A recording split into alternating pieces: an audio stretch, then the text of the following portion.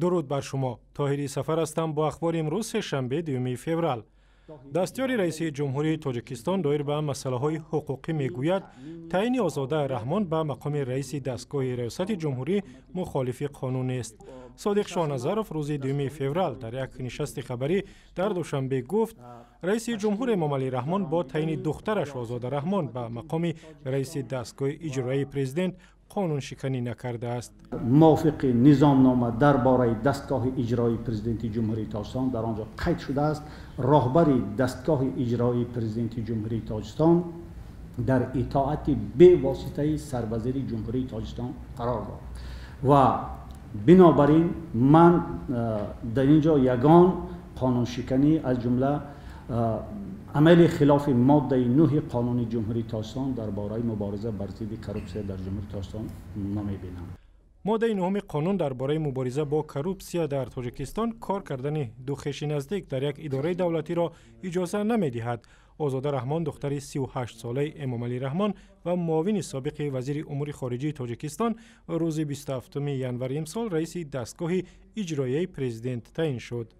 و در همین نشست خبری آژانس مبارزه با کروپسیا در دوشنبه خبر دادند که این زمان مقامات انتظامی تفتیش کارخانه ها و مالکیت محیدین کبیری رئیس حزب ممنوع نهضت اسلامی و عبدالحلیم نظرزاده معاون سابق وزیر دفاع را ادامه می‌دهند.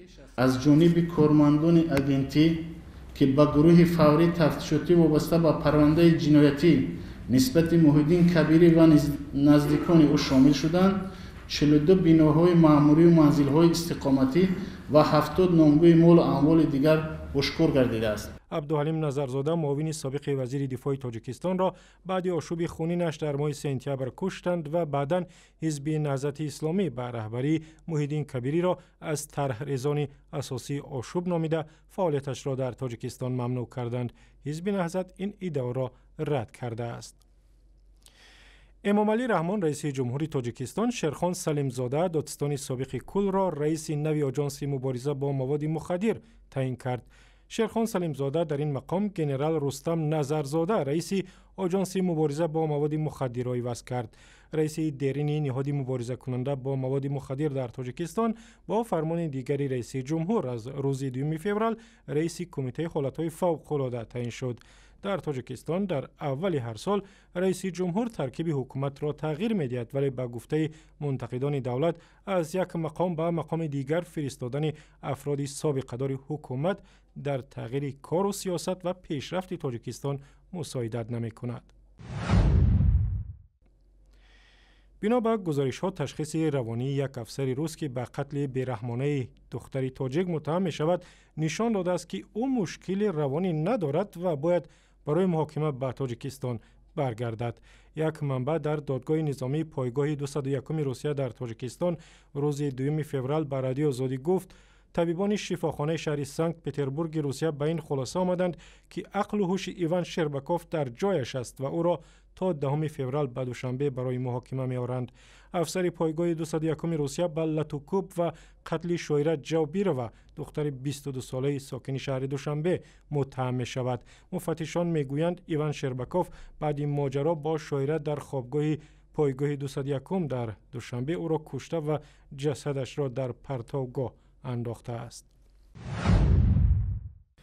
یک فیلم ارنو دپلشن کارگردان معروف فرانسوی که قسمی از آن را در تاجیکستان به نوار گرفتند نامزد به جایزه بلندترین سینمای فرانسه شد. فیلم خاطره‌های طلایی من از طرف منقدان به عنوان بهترین فیلم سال فرانسه و دریافت جایزه سزار که با نام اسکار فرانسوی شناخته شده است پیشنهاد شد. خاطره‌های طلایی من داستان یک مردم شناس فرانسوی است که برای کار به تاجیکستان می‌رود و آنجا خاطره‌های نورسی‌اش زنده می‌شوند.